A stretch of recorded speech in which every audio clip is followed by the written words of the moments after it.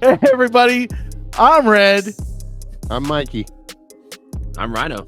And welcome to Keys to the Jet, to another kick-ass video on our series about everything military and everything tactical, and all that whatnots and good stuff.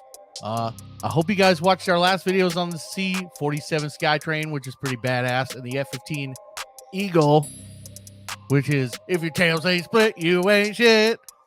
I think we're gonna go into another video, for our trash hauler brothers. Yeah, today we're going to talk about the KC-10, not so far away from the DC-10, but the military version. And it's going to be a pretty informative video, I think, for you. Hell yeah. Yeah, like Mikey and Red were saying, KC-10s have been around for a long time. They've actually started retiring them a lot lately in the boneyard. But DC-10s have been making a comeback in the civilian world. For most of us who live out here in California, they're converting them to firefighter, like tankers. Wow, I actually didn't know that. Yeah, so there's a Colson Aviation. I don't know if they have a KC-10 or a DC-10, but I know like Cal Fire and stuff like that. There's a lot of private companies that have DC-10s that they use as tankers because they can hold a lot of passengers and a lot of cargo. So why not convert them to firefighting birds? And also converting those large fuel tanks right into what would be fire retardant, I'd imagine.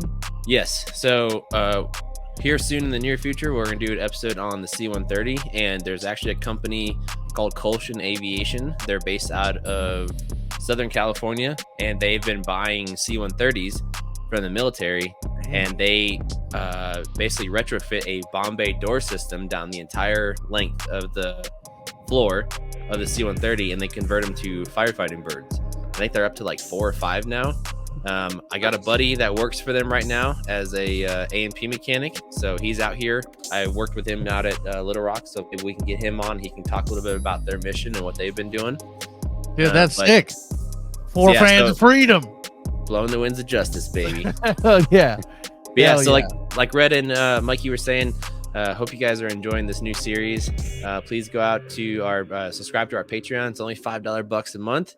It's patreon.com/Keys to the Jet podcast. You can also find us on X, Instagram, Facebook, Rumble, TikTok, and well, I guess X again. Well, you like Twitter, subscribe. But we'll just go X Force. Hell yeah, dude. So share, subscribe. For any of you not paying attention to our recent post, but we just jumped up to number 7 in aviation maintenance podcasts in the world. So there's a rating system that goes out of the top 20 aviation maintenance podcasts, and your boys here at Keys to the Jet, our dream of just doing something fun one day turned into we're kind of going a little bit bigger. So number 7 in the world for aviation maintenance. So like, share, subscribe, give us a follow. Let your friends know. Let your grandparents know that may know what an airplane is and like that. Yeah, Grandma's dog too. Yeah, Grandma's dog. Let them know. But yeah, hope you enjoy this episode. Hell yeah. Later. And I'm back. Welcome back, Jet Setters, to another thrilling episode of Keys to the Jet. Today, we're diving into the high-flying, fuel-guzzling world of the KC-10 Extender, the unsung hero that keeps our birds in the air. Buckle up, because this one's going to be a gas, literally. Alright, let's start with the basics. The KC-10 Extender is a military, aerial refueling aircraft, derived from the DC-10 airliner. This baby is the Air Force's primary gas station in the sky, keeping our jets fueled and ready for action. It's like the trusty old truck you rely on for every family road trip, but with wings. Let's get into the nitty-gritty details, shall we? The KC-10 is a beast of an aircraft. Here are some jaw-dropping specs.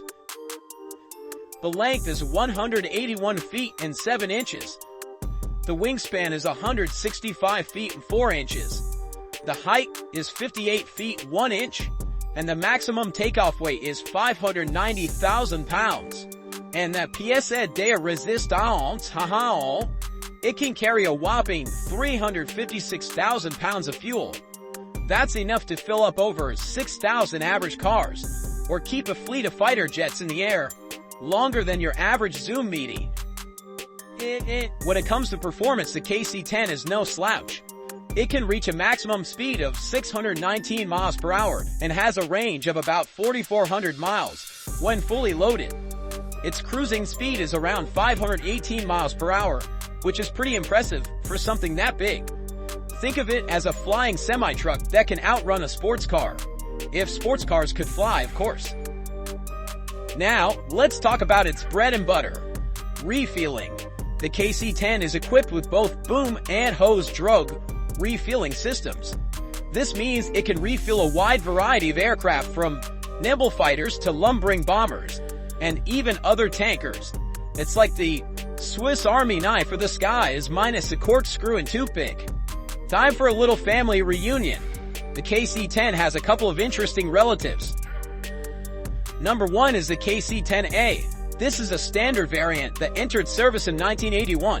It's been the backbone of the fleet, kind of like that reliable uncle who always shows up with a cooler full of cold ones.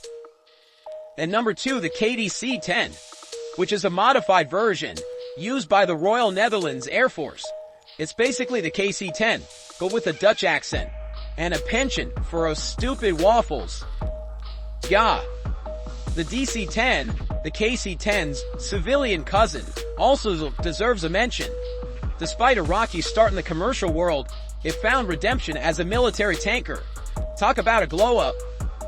So how many of these flying fuel depots are out there? The U.S. Air Force initially ordered 60 KC-10s. A few have retired, but the majority are still flying strong, proving that even in the military, there's always room for a veteran. The KC-10's journey began in the late 1970s at Edwards Air Force Base in California. This is where the Air Force puts its new toys through rigorous testing. Think of it as a boot camp for aircraft. KC-10 underwent extensive trials to ensure it could handle the demands of aerial refueling. After all, when you're flying a gas station, there's no room for error. Since its introduction, the KC-10 has been involved in every major U.S. conflict from Operation Desert Storm to today. It's refueled planes in combat zones, supported humanitarian missions, and even helped in disaster relief efforts. Talk about multitasking. This aircraft is like the Swiss Army knife of the sky, versatile and always ready for action. As much as we love the KC-10, all good things must come to an end. The Air Force plans to retire the KC-10 fleet by 2025, making way for their newer KC-46 Pegasus. It's like trading in your old reliable truck for a shiny new model. The KC-46 comes with its own set of bells and whistles, but let's not forget who kept our planes flying all these years. The KC-10 has earned its retirement, probably somewhere sunny with a nice hangar view. Now let's lighten things up with some fun facts about the KC-10.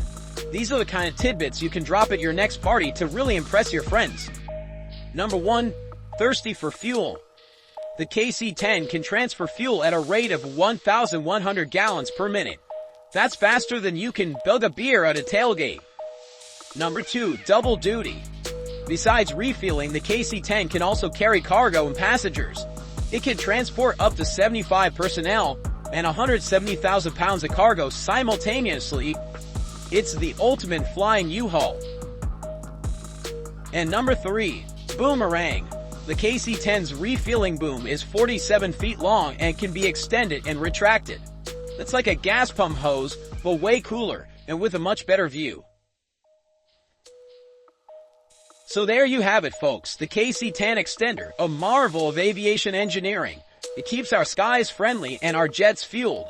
Whether it's supporting combat missions or humanitarian efforts, the KC-10 proves that sometimes the unsung heroes of the sky are the ones carrying the fuel. If you enjoyed this deep dive into the KC-10, make sure to like, subscribe, and hit that notification bell. Drop a comment below with what aircraft you like us to cover next. Until then, Keep your eyes on the skies and your fuel tanks full. Thanks for watching Keys to the Jet. We'll see you in the next video. Play ya.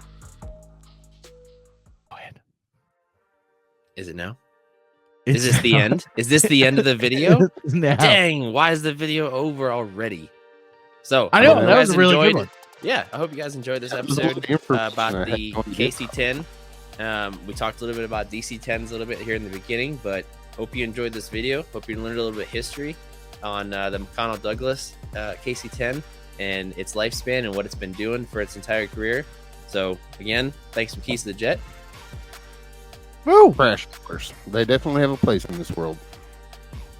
Yeah, We do. you know, listen, it can't be all a glory to us fighter guys because we don't run the whole entire Air Force. So these trash hauler guys do make a difference. I hope everyone liked this video. I hope everyone likes all of our other videos. We've got some more content coming out. We've got some shorts. We got some other videos coming out.